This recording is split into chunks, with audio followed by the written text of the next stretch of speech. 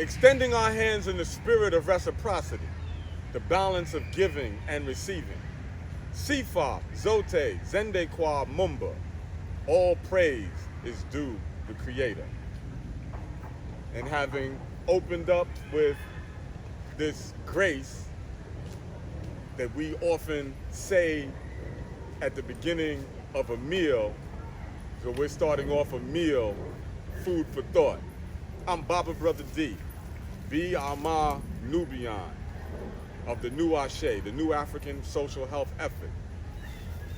And topic that I want to get into on this video has to do with our perceptions of how we can move our people out of the circumstances that we're in. Now, I'm aiming not at everybody. I'm aiming at a relatively small fraction. There's a portion of our people that are concerned about our people. The portion that doesn't show a concern about our people, that ain't who I'm targeting this at. But you know, there's a certain amount of us, hopefully a certain amount of you who are listening to this, who, at least from time to time, at the very least, get into discussions and share opinions and listen to other people's opinions about what needs to happen or what hasn't happened or some concern with what's going on with us. And maybe that's most of us. And then there's a portion of folks who have that concern who actually, at times, do things that relate to that concern for our own people. So that's a smaller portion of people. And then within that, there's an even much smaller portion who consistently involve ourselves in doing things out of concern for our people. And so it's especially that smaller fraction. But if you're part of the larger group that just, you know, at time to time have some concern for us, I wanna reach out to you too. Now, you have a significant number of folks who feel like we know what African people in this society ought to do. You got individuals who say things like, it ain't rocket science what we need to do. All black people need to do is this, that, and the other. It's real simple. But if we ask the question, well, sister, well, brother, if it's that simple, how come we haven't done this, that, and the other? And then we've got all sorts of explanations. Well, you see, black folks not serious. Or black people too comfortable. Or black people just don't unite. Or all sorts of short lines of why we haven't done what is supposedly simple to do. There's things like black folks are cursed. Black folks are being punished. Black folks are damaged. That's actually a popular idea. We just been so damaged by what's been done to us that we can't get it together. And then, of course, there's the folks that we could have got it together, except our enemies prevented us from getting it together. We could have got it together over here and over there, but our enemies stepped in and prevented us from getting it together. The situation is not simple. And I want to delve into some of the non-simplicity of the circumstances that we're dealing with. Many of us are critical of our own people because everybody else except us, and maybe a few people who are associated with us, have the common sense to do A, B, and C. And now we upset because the rest of the folks just don't show the kind of common sense that we have. But if a whole bunch of people don't show the common sense that we think we have, then it ain't common. So stop talking about common sense. Couple of words I want to also look at. Two really big words. One word is the word should. What we should do. What parents should do. What men should do. What women should do. Should. Very big word. And another even bigger word. If. If more of us would do thus and so. If we just woke up. If we just united.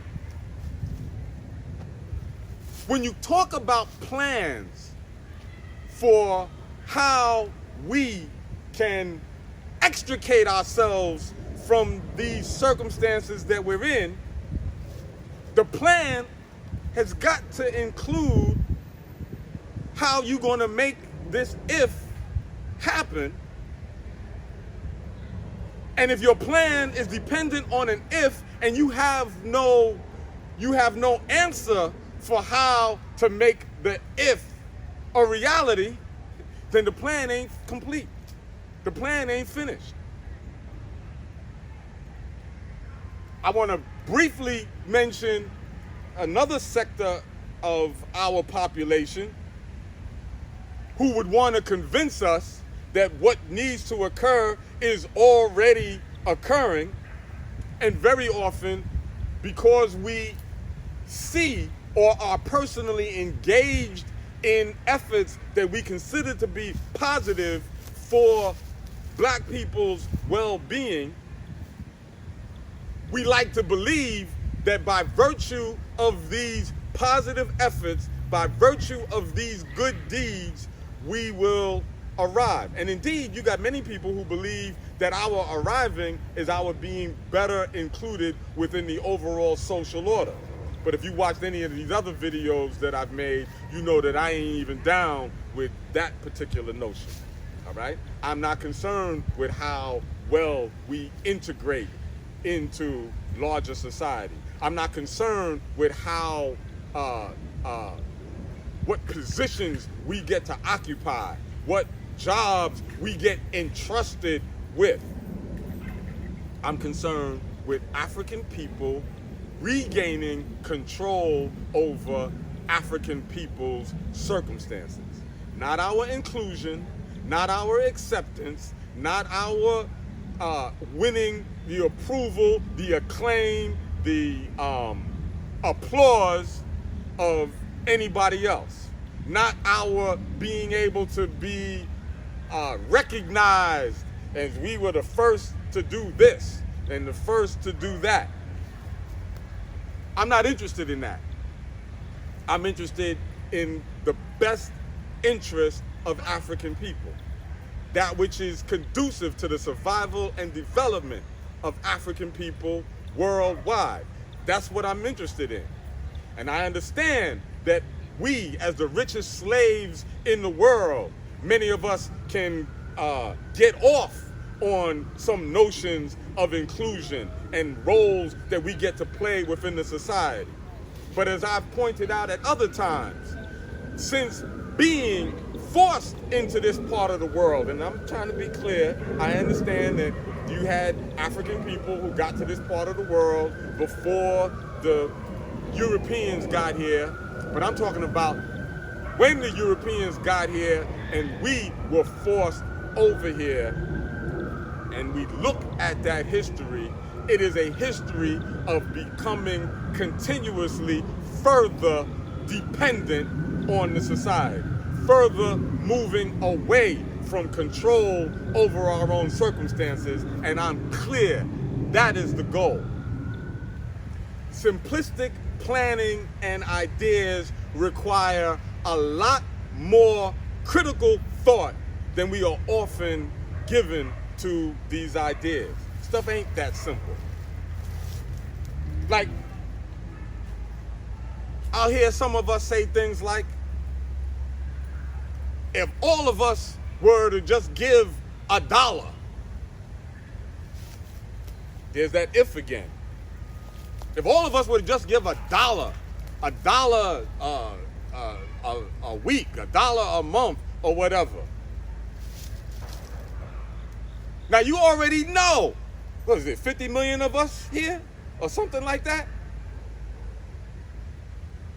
Even to get 1%, which would be like 500,000, to give $1, do you understand what kind of administrative capacity you would need to manifest in order to get $1 one time, much less every week, every month, or every year? Just to get $1 one time from 500,000 would require an administrative capacity that most of us do not know how to manifest. But it's real easy to say something like, well, if everybody were to do this, if everybody were to just talk to their kids, if every parent would just spend time with your kid. We don't have the ability right now to get the majority of our parents to do much of anything. We are uncoordinated. We would have to build up a great coordinational capacity for ourselves, among ourselves, to be able to come anywhere near close to getting a tenth of our parents to do a particular thing with our children. We run the problem of people confusing solutions with the ideas that you personally, individually like carrying out. Well, see, that's why I come out and I talk to the young people that be hanging out. Okay, well, that's nice. And you should. But that ain't a solution, because without the capacity to make the number of people that you might think would need to do that in order for it to make a major dent in where we're going, it's just another good deed. Good deeds are not going to save us. Our salvation is not simply a matter of accumulating a whole bunch of good deeds.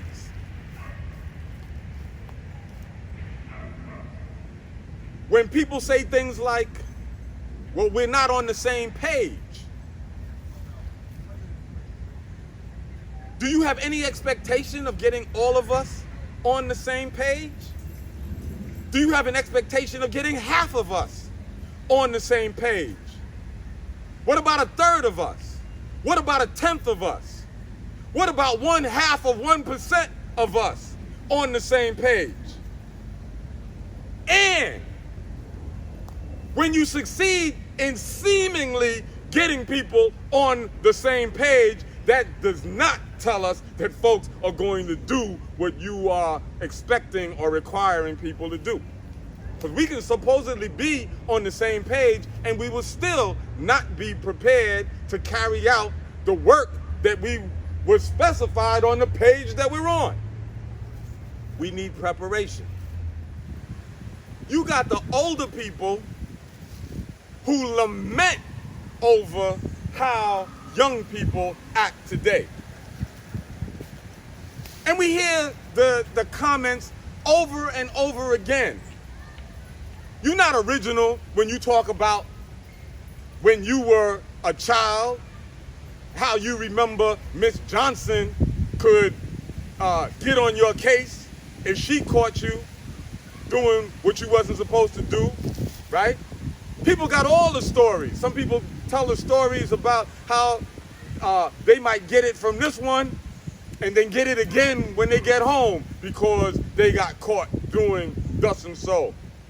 And now, oh my God, the parents now, if you say something to their kids, they might want to fight you.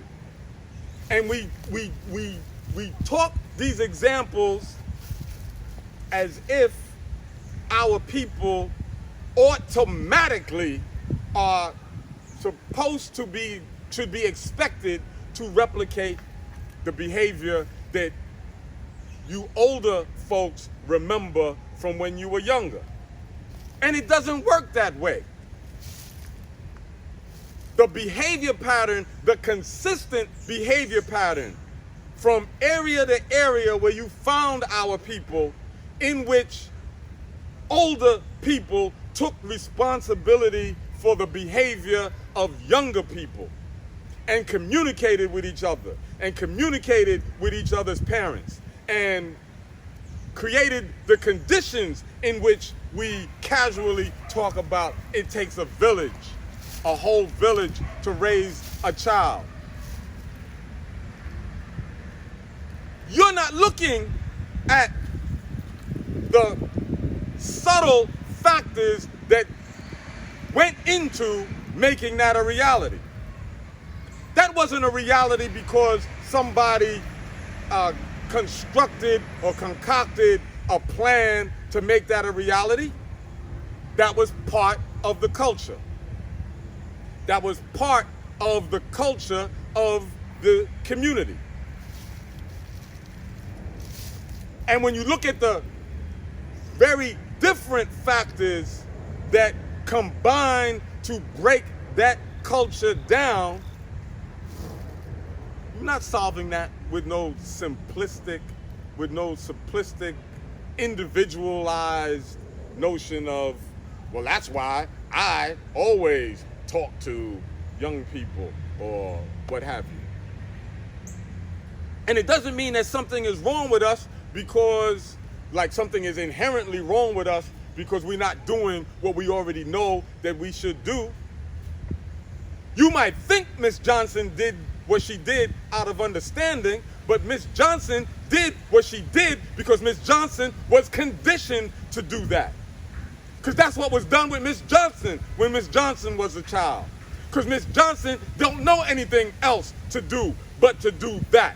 Because that was the way that we lived. The overwhelming majority of people who have ever been born on this planet, I'm saying the overwhelming majority, damn near everybody on this planet, nobody or very few people have the responsibility of building community. You didn't come here and build no community. You came here and you continued the community that you were already in. And even being snatched away from our homes and a whole bunch of us dying in the process and dying in the transport and getting here and connecting with other captives, we still reproduced, when we got the opportunity, the community that was already culturally embedded in us, so that even if we broke away and got free, we set up a Quilombo, Maroon Society, and so forth. Community is already in us, and we're not looking at the fact that not only have we been fractured, but the very community maintaining mechanisms have been destroyed, have been eliminated. Not completely eliminated, but there's so many factors that folks are not taking into consideration while we charge people with not having the common sense to do the right thing, as if what you think is the right thing was some kind of common sense and not culture that has been ingrained in us.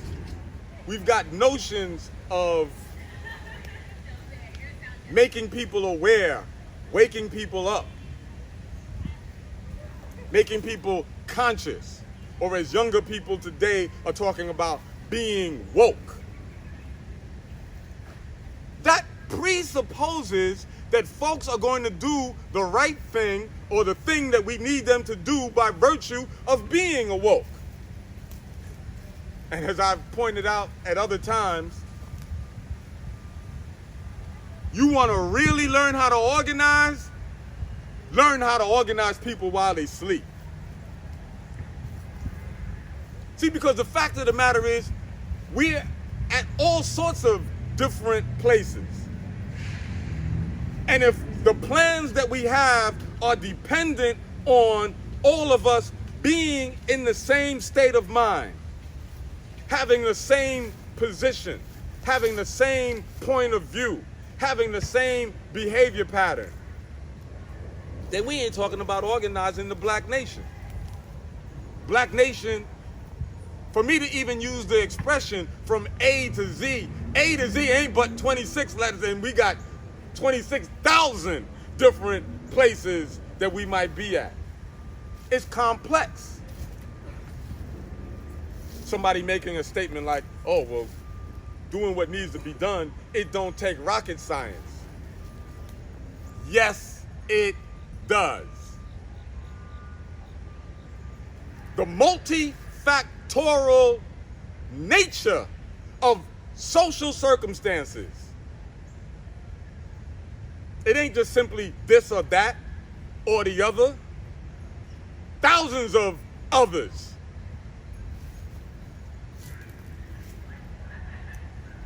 And I intend to do a thing on Pan-Africanism where we look at the traditional concept of Pan-Africanism by which our people work with each other across ethnic boundaries, across language boundaries, across religious boundaries.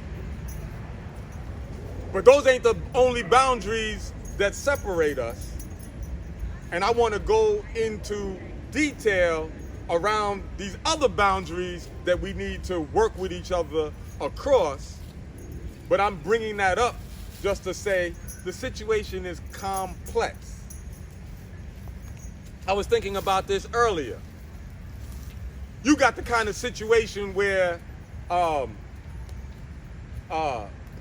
you want to just simply send some regular soldiers.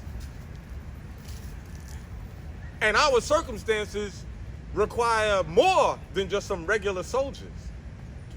Our circumstances require more than just some special forces, which tend to be an augmentation of the kind of skills of regular soldiers. We on some impossible mission shit. We on some James Bond kind of shit. We on some, we gotta make this happen in order to save the world shit. It is rocket science. And it's worse than simply being rocket science because it's rocket science without the resources that would typically accompany somebody engaged in rocket science. So I got some new shit for you. We on some guerrilla rocket science. We on some rocket science that requires us making excellent usage of very little resources. Taking circumstances that we have that we don't even think of as resources and extracting valuable energy and other benefits from. I have to correct myself because in the heat of making speeches, sometimes you say some stuff that's not exactly correct and you know better. And if we ever get the opportunity to examine speeches of our icons, I will show you exactly where that kind of thing occurs fairly often. I'll point out to where Malcolm says some stuff that if you stop and think about it, you know he don't literally believe what he just said. But in the passion of making that presentation, it sounded good. So I'm going to correct something that I just said.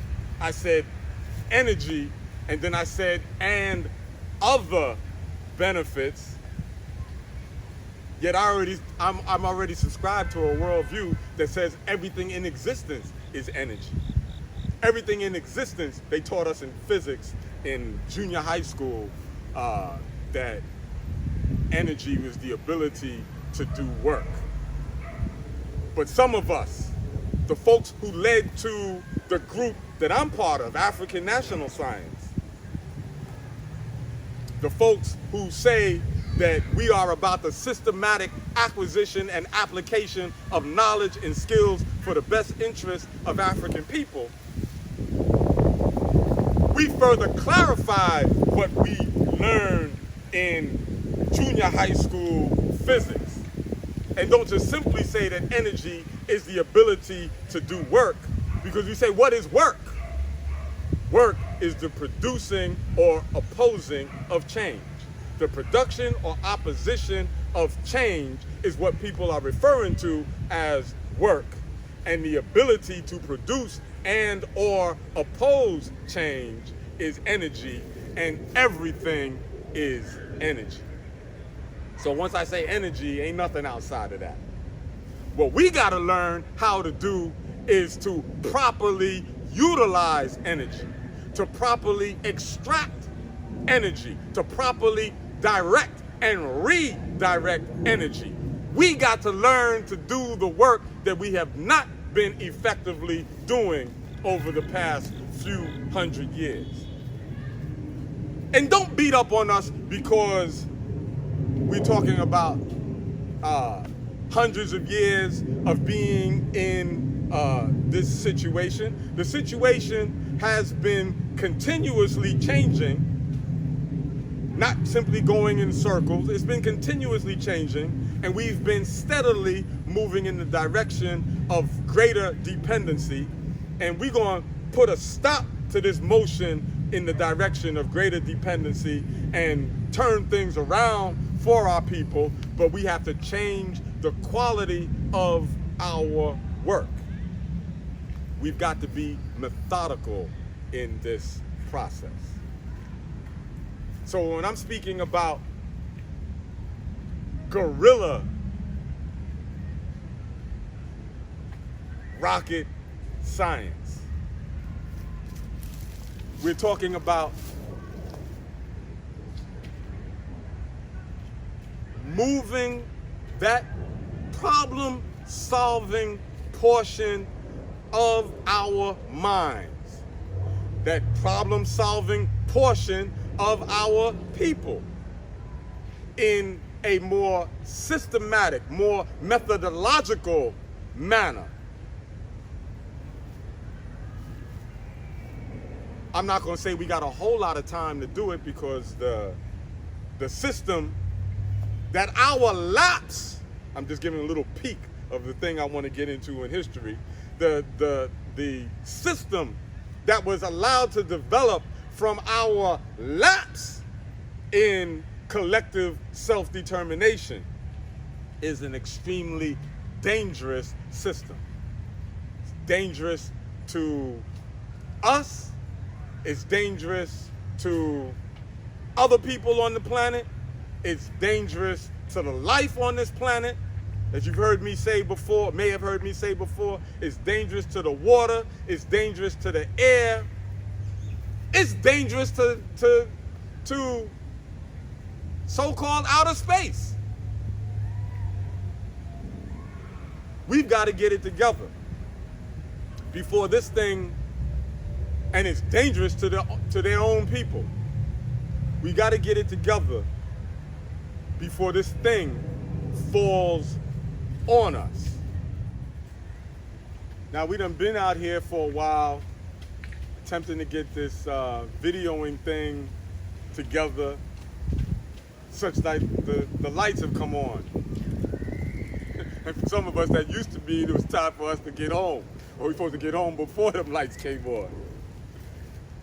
But I don't want to leave out the central message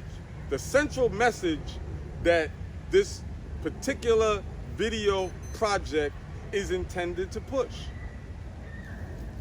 And that is, regardless of the degree to which you agree or disagree with the things that I've said in this or any other videos on our channel,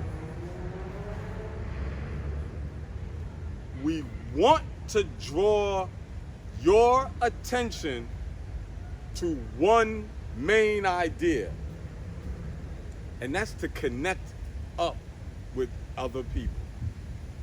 Connect with folks to your liking, but connect up to somebody.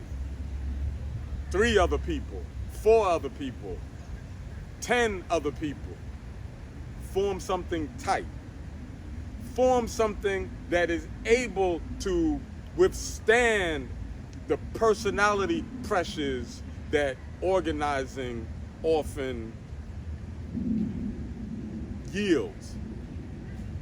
Something that can withstand the variations in viewpoint, because even if people have the same viewpoint today, doesn't mean that you're going to see things the same tomorrow. And we have to develop the skills, we have to develop the capacity, we have to develop the endurance to be able to handle differences.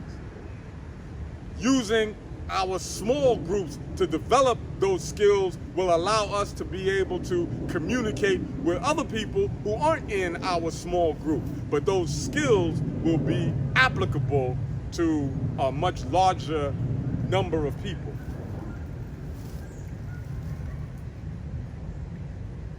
One of the things that I didn't mention earlier in this particular video, some of the things that people have often thought of as if there are solutions, often it has been the case when folks get involved and build an organization, folks take on the attitude that everybody else who is with the cause need to be down with us. And regardless of how dynamic our organization is, regardless of how dynamic the leaders of our organization, the spokespeople of our organizations are, everybody ain't joining your group. The majority of African people ain't joining your group. 1/3 of African people ain't joining your group. And we need your group to get better at being able to facilitate the organizing of folks who do not necessarily join your group. We need folks to get better at being able to interface, connect with, and work with other folks in other groups and folks who ain't in no group. I want to see you with somebody that's got your back. I want to see you with somebody who gets on your case, who pushes you forward as you play a role in pushing them forward. Because the skill and propensities that we develop will be crucial to the intersecting of our various groups in terms of being more successful in taking on larger projects that affect larger numbers of the Black nation. And I don't feel like we got a whole lot of time to get this together, because the system that we live under is suffering under its own weight. And tomorrow is not promised to us. So I'm not worried about whether or not you accept the world outlook that I have. My world outlook says that the best interest of African people is number one. My world outlook says that our survival and development of African people worldwide supersedes everything. I have no expectation that you necessarily accept that outlook. I don't have a need for you to accept that outlook. I do have a need for us to take a step in the direction of being better organized. Because whether you agree with me or not, it's really problematic when you are disorganized. Whether you agree with me or not, it's problematic when you don't take care of your health. It's problematic when you don't take care of your neighborhood. It's problematic when you don't take care of your children. And we are in different levels on all these things. We're at different places. I don't even want to use the word level. We're at different places in all of those things. There's something that I'm doing and you ain't doing, and something that you doing that I ain't doing. We're not all in the same place. But we damn sure in the same boat. Thank you. All right? Like that, brother. And so, we are urging you to connect with somebody and form something tight. And that's the central message of this and the other videos that are following in this particular project. And as I'm accustomed to saying, I want to thank you for your attention.